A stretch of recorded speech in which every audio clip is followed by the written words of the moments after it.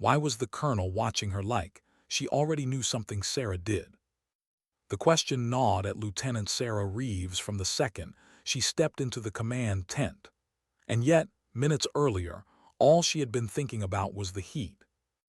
The sun over forward operating base Epsilon didn't just shine, it punished. It burned into the metal walkways, reflected off armored trucks, and scorched the breath out of anyone foolish enough to complain. The mountains surrounding the outpost rose like broken teeth, sharp and unforgiving, hiding more danger than any map ever admitted. Sarah wiped another line of sweat from her brow, studying the tactical display one more time. She could still feel the fatigue in her shoulders from the night training ops, but despite the exhaustion, despite the headache creeping behind her eyes, there was something else underneath. A pull. A weight. Like the mission waiting for her wasn't just another assignment, but something that would carve itself into her life forever. The communications officer called her name without looking up. "Lieutenant Reeves, Colonel Collins wants you, says it's urgent." Colonel Collins wasn't the type to use the word urgent lightly. Sarah gathered her notes, squared her shoulders, and walked toward the tent where operations lived, breathed, and sometimes died. Inside, the cold blue glow of a holographic map filled the darkened room. Colonel Eileen Collins stood at its center, stone-still, jaw set, eyes locked on the shifting terrain projection. Her reputation stretched far beyond this base. Air Force veteran, strategic mastermind, zero tolerance for mistakes. "Reeves, good. Come here," Collins said without looking away from the map. Sarah stepped forward, aware of the strange heaviness in her stomach. Something wasn't right. She had felt it since dawn, the way conversations died when she approached, how officers glanced at her then quickly looked away. Maybe it was nothing. Maybe it was everything. "The situation's deteriorated," Collins said, "faster than expected." The hologram zoomed into a fortified compound carved into the mountainside. Layers of steel gates, patrol routes, a web of tunnels, a nightmare for any squad to infiltrate. "The intelligence we need is still inside," Collins continued. "Along with 17 hostages, 3 of them are ours." Sarah felt her pulse spike. Hostage missions were rarely clean, never simple, but Collins wasn't done. "The main assault team is grounded. Sandstorm pinned down the SEALs at their forward air base. They're 12 hours out minimum." Sarah swallowed hard. Grounded SEALs, that was almost unheard of. Collins shifted the map again, zooming into a narrow drainage tunnel buried beneath the compound. "That," Collins said quietly, "is your entry point." Sarah's breath caught. "You want me to go in alone?" "That's exactly what I want.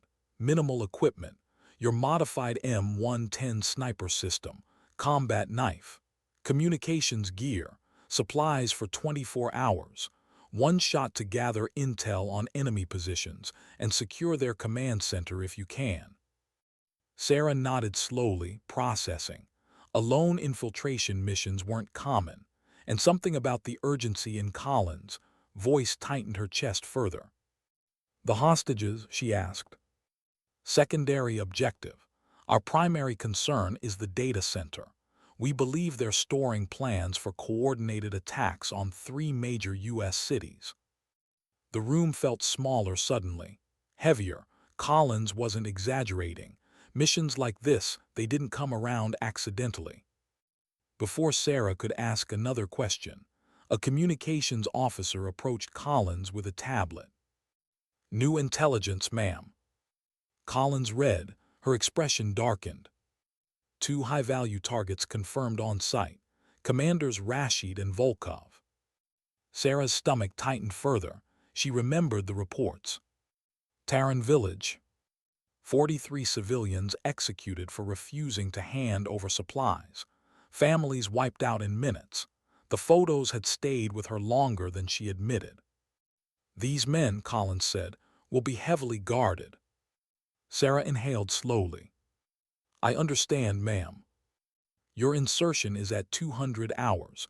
You'll have roughly 10 hours before the SEALs arrive. Memorize this. Collins handed her a small data drive. Then destroy it. Sarah took it carefully. Yes, ma'am. She turned to leave, but Collins said one last thing. Lieutenant, this mission was requested specifically for you, by Lieutenant General Wolfenberger herself. Sarah stopped. Wolfenberger, the operations legend who rarely interfered with assignments. Your skills with that rifle are unmatched, Collins said softly, but this mission will require more than marksmanship. Sarah nodded slowly. I won't let you down. Outside the tent, the air felt hotter, heavier, like the desert already knew what she was walking into. Sergeant Miguel Ortiz, her spotter, her closest friend, was waiting for her just outside. So, he asked, falling into step beside her. Solo infiltration tonight. Ortiz froze. Solo, while 282 SEALs sit grounded. Sarah, that's suicide. Not if I do it right. He stared at her for a moment. You don't have to prove anything. That line hit deeper than she expected. She wasn't trying to prove anything. Was she? The thought chased her all the way to the armory. As the base settled into its nighttime rhythm, Sarah checked her equipment with surgical precision. Every strap, every bolt, every round. The M110 sniper system had been stripped down to essentials, lighter, quieter, deadlier in the right hands. Her hands. In her quarters, she studied satellite images, memorizing angles and layouts. But the unease returned, stronger this time. Intel this critical. Hostages this valuable. 2 high-value targets. A 12-hour delay for reinforcements. Something didn't make sense. Then her secure tablet vibrated. EYS only. Be advised, intelligence suggests possible high-level mole. Trust no one outside direct chain of command. Sarah stared at the message. Possible mole. High level. Inside her own chain. The weight in her chest was no longer subtle. It was real. Cold. Sharp. The mission had just become something else entirely. She exhaled slowly, setting the tablet down. In 2 hours, she would crawl into a drainage tunnel beneath a mountain fortress. Alone. With 17 lives in the balance. With the fate of 3 cities on her shoulders. With a possible traitor somewhere above her, watching every move. Sarah closed her eyes. She wasn't scared. She had moved past fear years ago. But tonight she felt something different. Not dread. Not panic. Something quieter. More dangerous. A question she couldn't shake. What if the real enemy wasn't inside that compound, but somewhere behind her, pulling the strings? And she wouldn't get that answer until it was already too late. How long had the darkness been following her? The question echoed through Sarah's mind as she crawled through the drainage tunnel, inch by inch, her elbows and knees grinding through cold mud. The tunnel felt smaller than the satellite schematics suggested, tight enough that each breath sounded like it was being stolen from her own lungs. For a moment, the world existed only in the scrape of fabric on stone and the faint trickle of water slithering past her boots. 3 hours into the crawl, she felt the ache deep in her shoulders, the slow burn of muscles trying to protest. But she kept crawling. She always did. Ever since her first deployment, she had been good at pushing through the quiet moments of doubt, the kind that crept in when the world was silent enough for thoughts to grow teeth. Tonight, those thoughts were louder than usual. She kept thinking about the mole. Someone high up. Someone trusted. Someone who had access to her mission plans. The message had said trust no one. Not even Ortiz. Not even Collins. She pushed the thought away, because if she didn't, the tunnel might start to feel like it was collapsing around her. At last, she reached the access grate. Sweat dripped from her jawline as she pulled out the cutting tool, carving open a jagged space just wide enough for her body. She slipped through and landed softly inside the compound's lower level. The air inside felt colder. Sharp, like danger lived here. She paused, breath steadying, eyes adjusting. Then she moved. Silent steps, calculated breaths, every sense sharpened. Sarah Reeves didn't just infiltrate. She vanished into enemy spaces like she had been born there. She followed the patrol pattern she'd memorized earlier, only to stop abruptly. A guard post. One that wasn't on her schematics. Her pulse skipped once. Just once. Another discrepancy. Another hint that someone had fed her incomplete intel. She hid behind a steel support beam, watching the guard's rotation. Footsteps, a cough, a moment of boredom, and that was enough. She slipped past him like smoke. Epsilon Actual, this is Longshot, she whispered into her calm, voice low.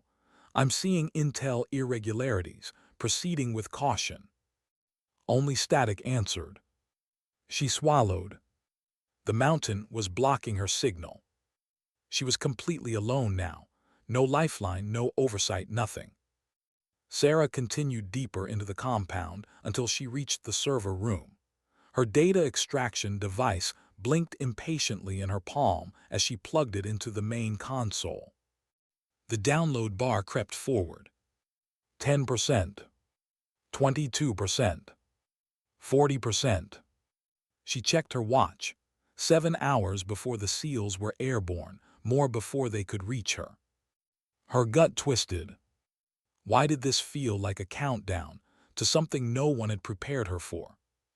When the download hit 100%, she removed the drive and tucked it into the hidden pocket sewn beneath her plate carrier, something she'd secretly added after a mission in Kandahar went sideways years ago. She slipped back into the hallway. Time to find the hostages. But before she could make it to the lower wing, she heard voices around the corner, heated, agitated voices. She pressed her back against the cold wall and slowly peeked around. 2 men. Both armed. Both dangerous. Commanders Rashid and Volkov. Sarah's breath hitched. High-value targets, exactly where intel said they would be. But the fear crawling up her spine wasn't because they were there. It was because of what they were watching. Footage of her crawling through the drainage tunnel, cutting the grate, entering the compound. Someone had tipped them off. Someone with access to her insertion point and exact timing. Her jaw clenched. She withdrew silently, mind racing, heart pounding hard enough she feared they might hear it. Before she could retreat further, alarms erupted across the compound, shrill, violent, echoing through the corridors like a scream. Her pulse spiked. She spun into a supply closet, pressed herself against the back wall, and held her breath as boots thundered past. But she couldn't stay hidden long. The traitor had already set everything in motion. The mission was compromised. Her choices were shrinking by the second. She allowed herself one moment, one single heartbeat, to feel the gravity of her situation. 17 hostages, intelligence critical to preventing mass attacks, 2 high-value targets, a mole somewhere in her own chain of command. And she was alone. Then she shut that feeling down. Feelings could get you killed. Resolve kept you alive. She moved. Vast. Silent. Deadly. She made it halfway down the hall before a guard burst through a side door, spotting her instantly. He shouted, just a sharp intake of breath, but she was already on him. A precise strike to the throat. Another to the temple. He collapsed without another sound.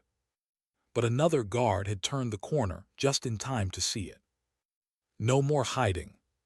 Sarah sprinted, weaving between pillars, sliding behind cover as gunfire erupted.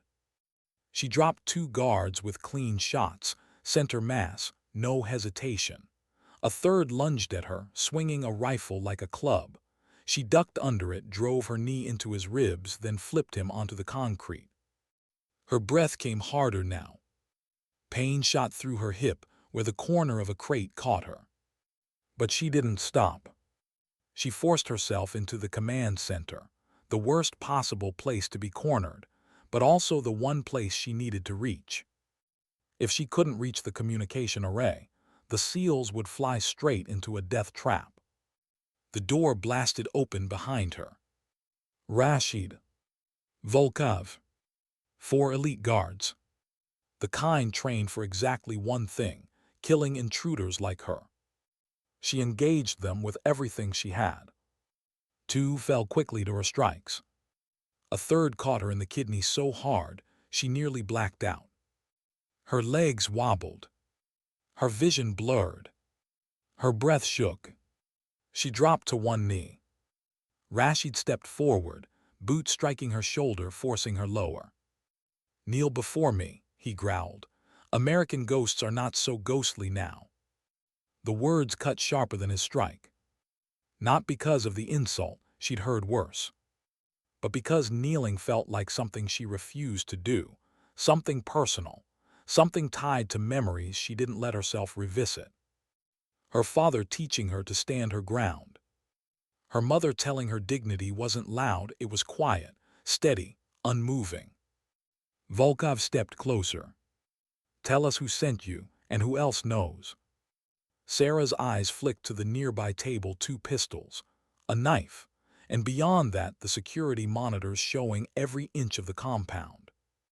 The communications array stood behind them, her only hope. She let her body loosen. Let her eyes fall, just enough to make them believe she was weakening. Let her breathing slow into the pattern she used before taking a shot. She remembered Colin's last words. Sometimes surrender is the perfect setup for victory. She waited for the moment. Their confidence grew louder than their caution. And when it came, when Volkov leaned in close enough for her to smell the iron on his breath, when Rashid pressed harder to force her down, her hand moved. Vast, precise, deadly. She drew the combat knife from her boot and slashed low and violent. A cry tore out of Rashid as his Achilles tendon severed. Volkov screamed as the blade drove into his knee. Both men collapsed instantly. Sarah's breath shuddered, half from pain, half from the release of fear she hadn't admitted she felt. The remaining guards lunged. Sarah didn't hesitate. She rolled across the floor, snatched Volkov's fallen sidearm, and fired 2 perfect shots. 2 bodies dropped. The silence that followed felt unreal. Shaking, bruised, breathing hard, she dragged the commanders into chairs and zip-tied them. The tremor in her hands wasn't fear, it was adrenaline fatting too fast. She accessed the communications array. Epsilon Actual, this is Longshot. Authentication Sierra Echo 94 Tango mission compromised. SEAL team flying into an ambush. Static. Then, Colin's voice. Calm, cold, controlled. Longshot confirmed, stand by. Sarah stared at the screen, blood dripping from her knuckles. She had survived step 1. But the night was only beginning. And somewhere out there, someone she trusted was waiting for her to fail. How long could she hold a room meant for an entire platoon? The question surfaced the moment the last guard's body hit the floor, echoing inside Sarah Reeves' mind as she locked the command center door behind her. Her breathing was ragged, her ribs ached with each inhale, and adrenaline trembled beneath her skin like an unpredictable current. She didn't have time to steady herself. The threat outside was growing. She could hear it in the pounding boots, the shouts in languages she recognized only from past briefings, the metal-on-metal of reinforced barriers being dragged into place. They knew exactly where she was now, and they were mustering everyone they had. Her hands shook as she secured the room, not from fear, but from the aftershock of combat. It always hit her harder when the fight ended, when silence gave her thoughts room to return. She pushed them down quickly. Survival required focus, not emotion. She turned to the communications array, dragging in a sharp breath as she keyed the secure channel again. Longshot to Epsilon Actual, confirm alternate LZ for SEAL Team. I repeat, they're flying into a trap. A burst of static cracked through the speakers. Then Colin's voice clipped and strained. Message received, Longshot. Rerouting SEALs now. Hold position until reinforcements arrive. Hold position. Against an entire compound. Alone. Sarah forced her jaw to unclench. She glanced at the two bound commanders slumped in chairs beside the wall. Rashid was bleeding heavily from the leg. Volkov glared at her with a hatred so sharp it felt like it was cutting directly through the air. You think you've won something, he spat, but you are trapped. You will die here. Sarah didn't look at him. She didn't need to. Men like him spoke in predictable patterns, threats, intimidation, delusions of control. She'd heard versions of his voice in war zones across multiple continents. Instead, she studied the security monitors again. 10 camera feeds, all showing chaos. Armed fighters swarming the hallways. Reinforcements being deployed. Some racing toward her door. Others preparing breaching tools. One team rigging explosives. A shadow moved across one of the feeds, someone she didn't recognize. Heavy armor, different walk, too composed to be part of the panicking militants. Her stomach tightened. A third party. Or something worse, someone the mole had sent. She zoomed the feed. No insignia. No patch. No identifiable gear. Just a man built like a wall of muscle and moving as if this compound was his home. Sarah stepped back from the monitor, pulse climbing. She didn't know who he was, but she knew he was trouble. She drew a slow breath and triggered the internal PA system. She needed to create confusion, to buy herself minutes, maybe seconds, but enough to shift the odds. She accessed Rashid's voice authorization from the console, mimicked his cadence and broadcast. Evacuate lower levels immediately. Gas leak detected. All personnel move topside. This is not a drill. The sudden panic was immediate. On the monitors, militants stopped what they were doing. Some grabbed equipment. Others shouted orders. Chaos rippled through the building in seconds. Not everyone fell for it, but enough did. Sarah exhaled sharply. Small victories mattered tonight. She moved to the side wall where the hostages were monitored.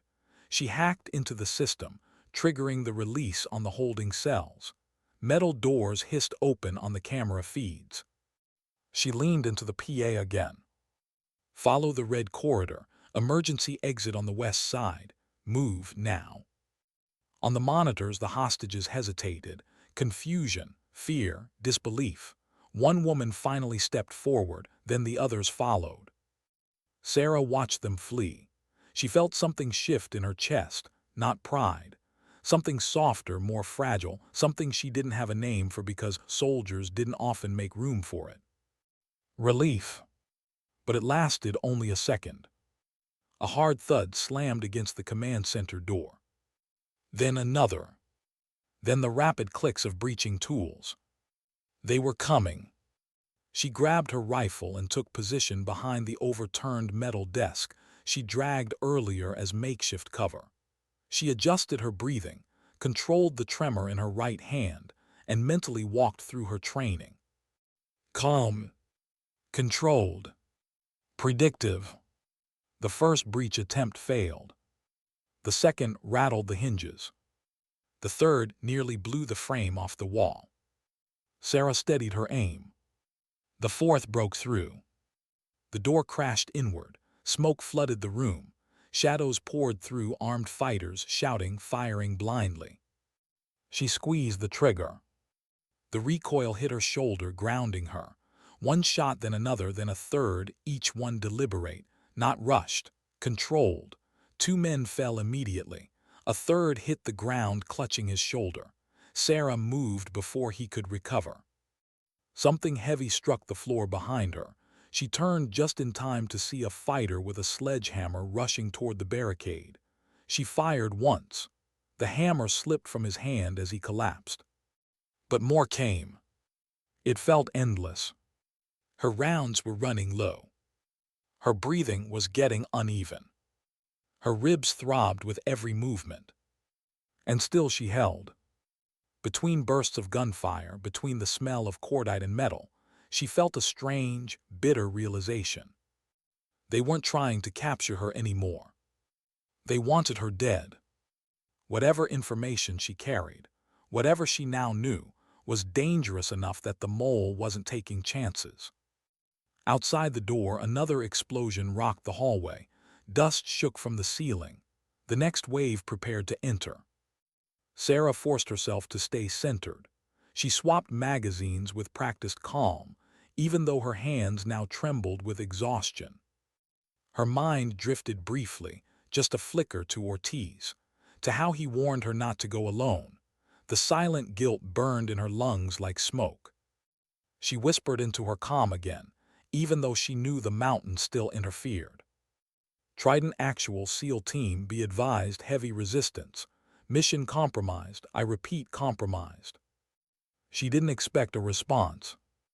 So when the static suddenly cracked and a new voice cut in, low, steady, unmistakably military, she froze. Longshot, this is Trident Actual. SEAL Team is en route. ETA 90 minutes. Hold your ground. Her relief was sharp enough to hurt. 90 minutes. She didn't know if she had 90 seconds left. But giving up wasn't an option. Not for the hostages. Not for the SEALs. Not for the cities whose lives depended on the intel she'd secured. She braced her rifle again. Boots pounded outside the doorway. Another wave incoming. Before they breached, she risked one glance at the bound commanders. Volkov watched her with a strange expression, something between fury and disbelief. "You'll die alone in this room," he hissed. Sarah leveled her rifle toward the door. "Then I die doing the job you were too much of a coward to face head-on." She centered herself. Heart steady. Hands firm. Breathing controlled. Outside, someone shouted. Inside, Sarah raised her weapon. She wasn't holding a room. She was holding the line. And she wouldn't fall, not yet. How many times could a single person rise before the body finally refused? The thought drifted through Sarah Reeves' mind like smoke as the next explosion rocked the corridor outside. Dust showered from the ceiling. Vibrations shuddered through the floor, rattling the metal legs of the overturned desk she hid behind. Her chest screamed with every breath. She could feel the bruise swelling along her ribs from earlier, deep, hot, blooming like fire under her skin. But she stayed kneeling, rifle steady, eyes locked on the door. Another breach attempt. Another scream. Another rush of boots. She fired again, each shot deliberate, each recoil grounding her in the present moment. A man fell. Another stumbled back. Smoke blurred shapes, but her training sharpened the edges. She hit targets she couldn't fully see, trusting instinct more than sight. 3 bodies collapsed. Then silence. Not peace. Not rest. Just silence. The kind that made her heart thud louder because she knew they were preparing for something bigger. Her throat was tight. She didn't realize she was holding her breath until her vision swayed. She forced air into her lungs, slow and controlled. Her thoughts drifted again. To her mother's voice, soft, warm, telling her when she was a child that resilience didn't grow in comfort. It grew in storms.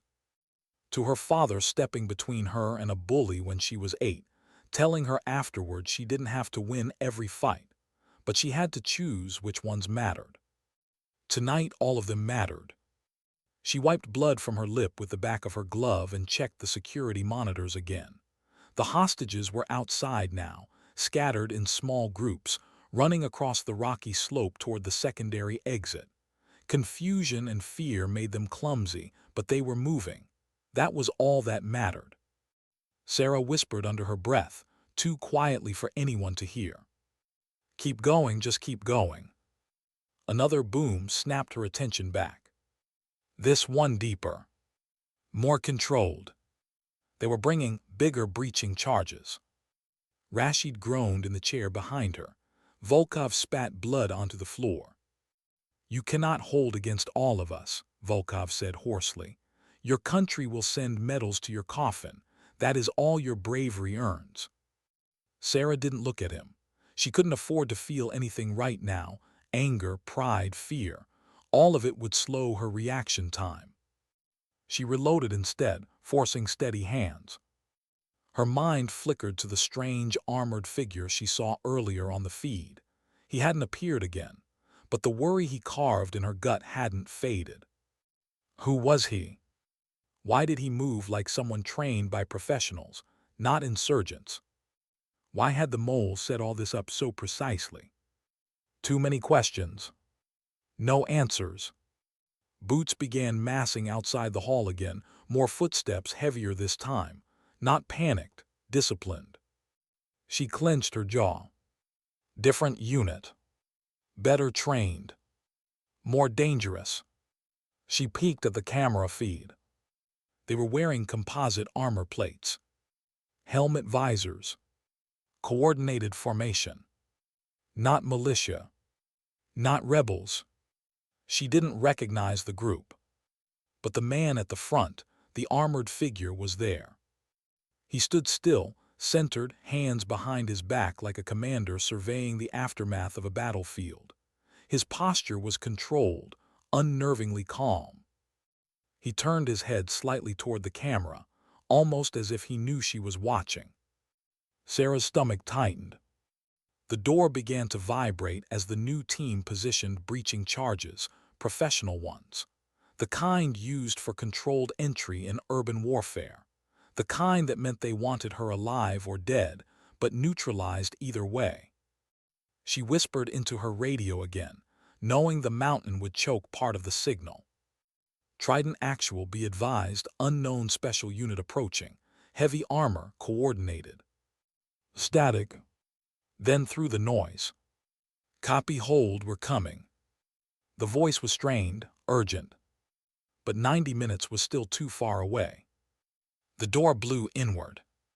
The explosion shoved air into her lungs, yanking her backward against the desk, ears ringing.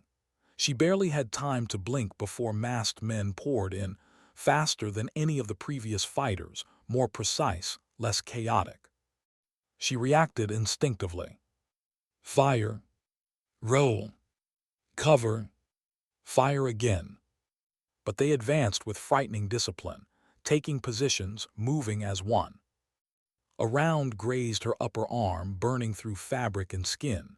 She hissed but stayed focused. She dropped another man with a shot to the thigh, another with a shot to the neck, but they were too many. One blindside strike sent a shockwave of pain down her spine. She staggered, unable to catch her balance, vision blurring. Another hit knocked her to the floor, weapon skidding across the tiles. She crawled for it, fingers brushing the grip, before a heavy boot pressed down on her forearm, pinning her. She froze.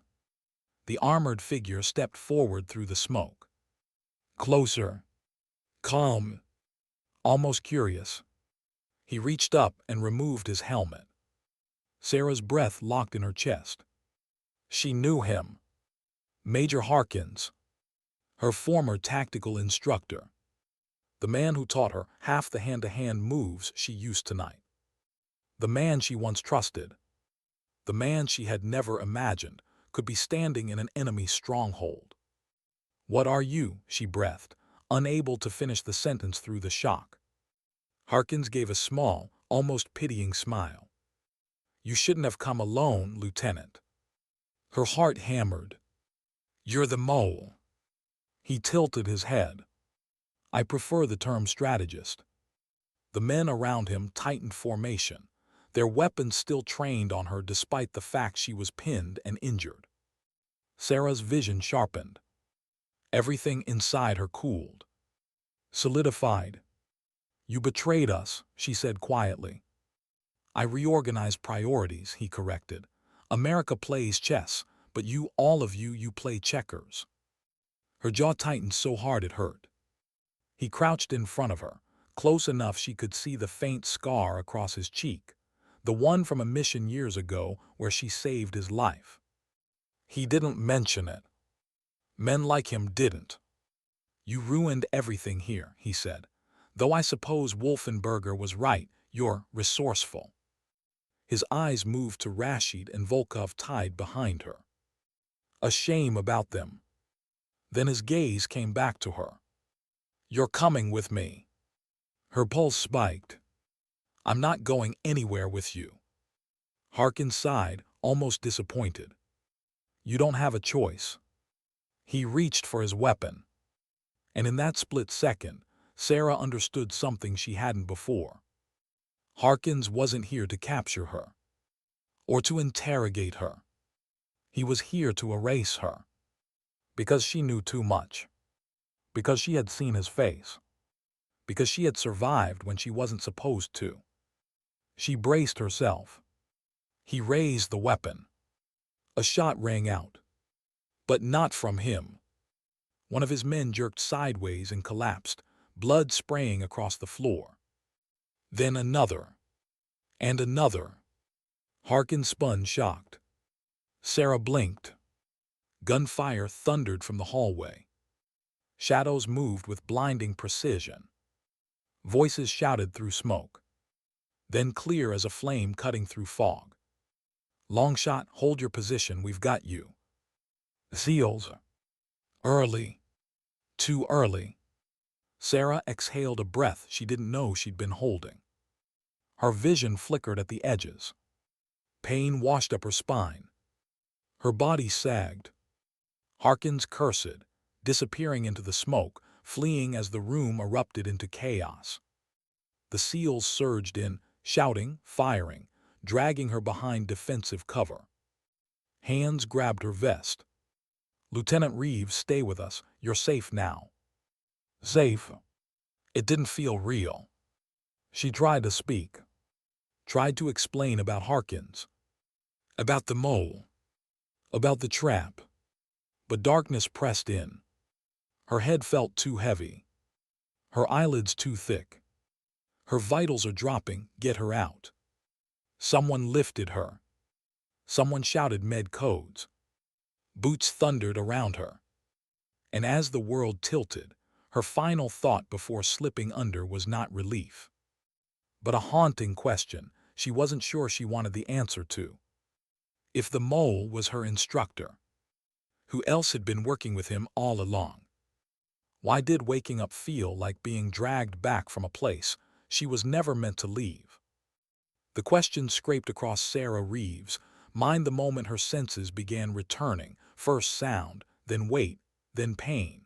A steady beeping pulsed somewhere near her ear. The bitter chemical smell of antiseptic crawled into her lungs. A soft hum vibrated beneath her back. A hospital bed. Military grade.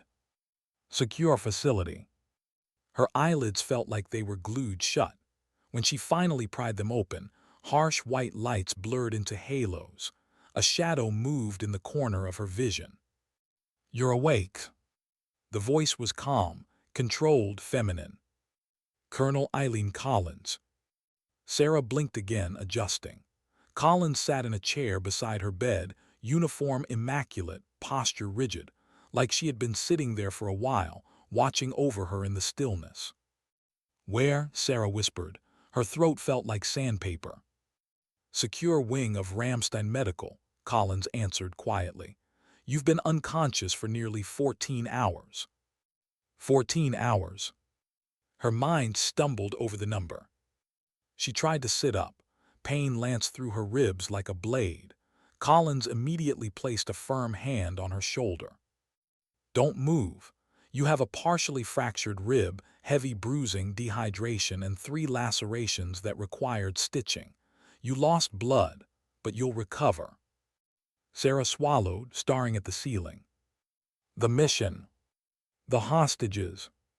The SEALs. Harkins. The memories hit like shards. She turned her head toward Collins. He was there, Sarah whispered. Harkins in the compound, leading them. Collins' expression barely shifted, but something tightened in her eyes, a flicker of tension, anger, confirmation. We know. The words were soft, but heavy enough to anchor the air. Sarah's breath hitched. You already suspected. Collins nodded once. We intercepted communications after your transmission, enough to confirm there was a leak.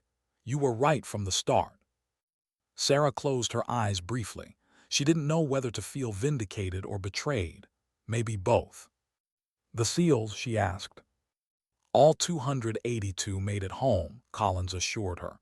Your warning rerouted them just in time. If you had hesitated by even a few minutes, she didn't finish the sentence. She didn't need to. Sarah felt a tremor in her chest, relief mixed with a sharp sting of something else. Guilt. Maybe that she had doubted herself. Maybe that she hadn't figured out the betrayal sooner. Collins continued, voice level but edged with something raw. And the hostages you released reached exfil safely. All 17. All 17. The number eased something inside her she hadn't realized was tight. She exhaled hard, blinking back a sudden burn behind her eyes. But the relief didn't last long. Major Harkins escaped, Collins added. Her tone held no judgment, only fact. Your encounter with him was not in the official mission intel. It wasn't in any intel, Sarah whispered bitterly. I didn't know he was capable of this. You weren't the only one he fooled, Collins replied quietly. He hid his allegiances well, too well. Sarah stared at the white blanket covering her legs. Too well. Collins didn't say it outright, but Sarah understood the implication. This betrayal went deeper than one man. Harkins had access, influence, connections. She wasn't sure she wanted to know how far it went. Before she could ask, the door opened. A woman stepped inside, tall, silver-streaked hair, uniform sharp enough to cut glass. Lieutenant General Wolfenberger. Sarah straightened instinctively despite the pain. Wolfenberger approached the bed with a presence that made the air shift. Lieutenant Reeves, she said, you gave my staff quite the scare. Sarah tried to force herself more upright. Ma'am. Wolfenberger raised a hand. At ease, you've earned it. She studied Sarah with a gaze that weighed and measured without cruelty.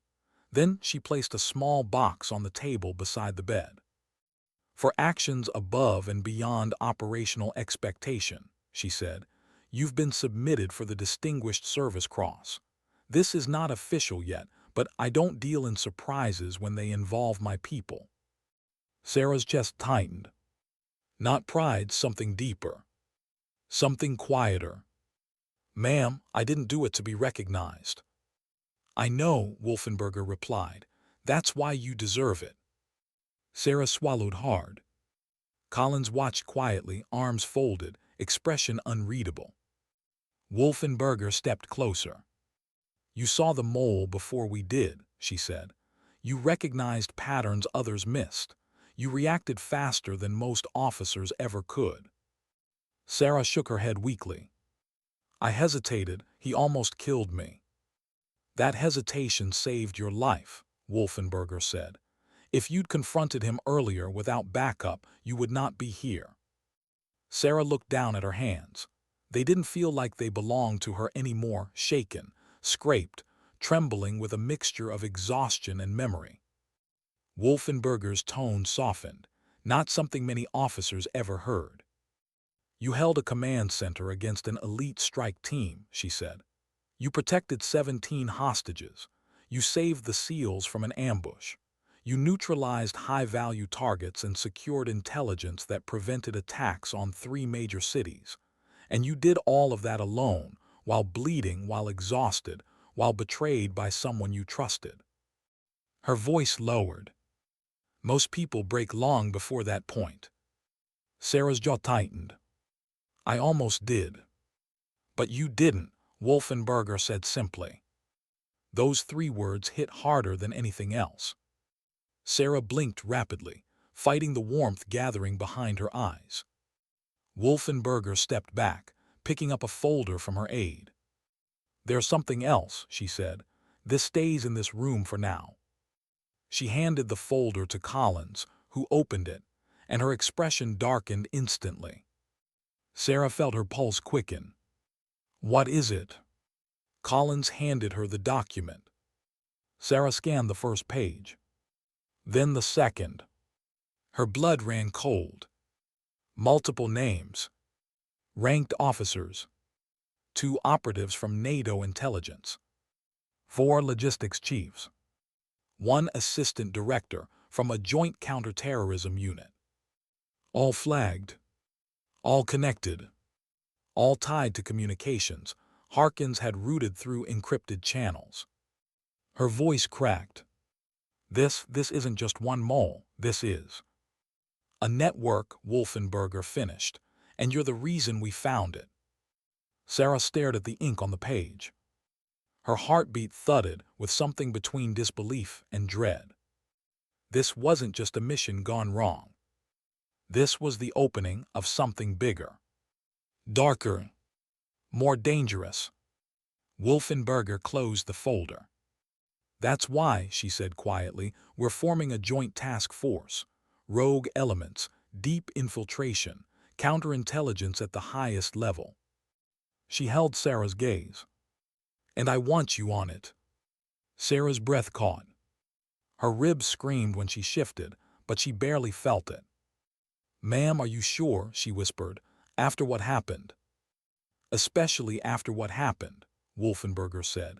No one understands betrayal like someone who survived it. Sarah looked down at her hands again. Still shaking. Still scraped. Still human. Wolfenberger spoke softly. You don't have to answer today, but consider this. What happened in that compound wasn't the end of something. It was the beginning. Sarah closed her eyes. Part of her wanted to rest. Another part wanted to run. But beneath both was a steel thread she didn't realize she had, one that pulled her forward, not backward. When she opened her eyes again, they were steadier. Give me time to heal, she whispered. Then I'll be ready. Wolfenberger nodded once. Good. As she left the room, Collins squeezed Sarah's arm gently, a rare gesture from a woman who rarely showed softness. You did well, Sarah, she said quietly, more than you know. The door closed. Sarah lay back against the pillow, staring at the ceiling as her heartbeat slowly steadied. She was alive, but nothing about her life would ever be the same. And somewhere out there, a man she once trusted was waiting for her next move. Why did healing feel harder than the mission itself? Sarah Reeves wondered this every morning as she sat on the bench overlooking the training yard of the secure facility. Her ribs still ached. Her arms still pulled in odd places when she moved wrong. Her sleep still fought her, haunted by the echo of gunfire in narrow halls, by the image of a boot pinning her arm, by Harkins' voice whispering betrayal like a blade. She breathed slowly, letting the cold air settle in her lungs, grounding her. Weeks had passed since Ramstein. Her wounds were knitting together, but the world outside kept shifting faster than she could catch up. Collins checked on her daily. Wolfenberger less often, but always with intent. No medals had been pinned yet. No ceremonies, no speeches. And Sarah was grateful for that. People often believed recovery was physical, but Sarah knew better. Wounds healed, bones mended, skin closed. But trust didn't regrow on its own. Her days fell into rhythm, physical therapy in the mornings, light weapons refamiliarization in the afternoons, debrief sessions at night. It was a strange limbo, Not active duty, not off duty, not fully whole, not fully broken. Just suspended between what she'd survived and what she might become. One evening, as she sat alone in the dimmed rec room reviewing the intel network they'd uncovered, Collins entered quietly, holding a sealed envelope. "They found something," she said. Sarah straightened, heart tightening. "Harkins." "Not exactly." Collins handed over the envelope, her eyes serious. "A pattern he left behind." Sarah unfolded the documents. "Encrypted routes. Coordinates. Meeting points. A courier route crossing 2 continents. And at the very center, a signature she recognized. Volkov." Her voice tightened. "He gave us information after interrogation," Collins said. "He broke faster than expected. He feared Harkins far more than he feared us." Sarah closed her eyes. The world was tilting in a strange direction, the kind where the lines between enemy and ally blurred in ways she didn't like. "There's a meeting in 36 hours, Collins said. "We don't know if Harkins will be there, but someone in his network will be." Sarah folded the paper slowly. "Who are you sending?" Collins exhaled. "That's why I'm here." Sarah looked up sharply. "You want me?" "You're the only one who has seen him up close in years," Collins replied. "You understand his patterns, his habits, his tells." Sarah's pulse thudded. "I'm not fully cleared for full ops." "You will be if you say yes." Silence stretched. Sarah turned away, gripping the envelope too tightly. Her ribs twinged, reminding her of how close she came to dying under that compound. The memory of the boot on her arm, the smug calm in Harkins' eyes. The betrayal. The betrayal hurt more than the injury ever could. She swallowed hard. "Why me?" she whispered. "After everything, why choose me?" Collins stepped closer. "Because you didn't break." Sarah wasn't sure that was true. She felt cracked in places she hadn't known existed, but maybe Collins saw something she didn't. Or maybe Collins needed someone who had already walked through hell and crawled back. After a long moment, Sarah nodded once. "I'll go." Collins didn't smile, but relief softened her shoulders. "Gear up in the morning. We leave at 700. When she left, the room fell silent again. Sarah stared at the envelope, the weight of it settling into her bones. 36 hours. She opened her notebook and wrote quietly. "I'm not doing this for revenge. I'm doing this because someone has to stop him. And because I refused to die in that room, even when he wanted me to." Morning came cold and early. Sarah's vest hugged her body like an old ritual, heavy, grounding, familiar. Her fingers no longer trembled when she loaded her sidearm. Her mind still did. She boarded the transport plane beside Collins, the engines roaring loud enough to drown unspoken thoughts. Sarah watched the earth shrink beneath them, mountains and rivers turning into lines and curves. She wondered how different life would be if she'd never stepped into that drainage tunnel. Maybe everything. Maybe nothing. 12 hours later, they touched down at a remote NATO outpost, just a few tents, a comms tower, and a handful of operators prepping gear. Wolfenberger met them personally, her presence sharp as ever. She briefed them quickly. "Our target is a covert gathering in the outskirts of a ghost town. High-ranking operatives tied to Harkins' network.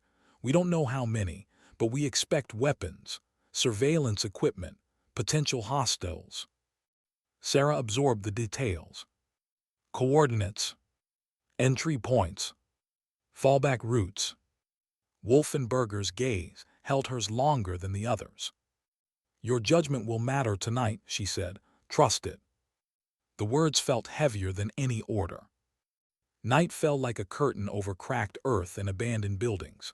Sarah moved with a small team along the shadows, Collins behind her, 2 NATO operatives flanking. Their footsteps whispered through dust.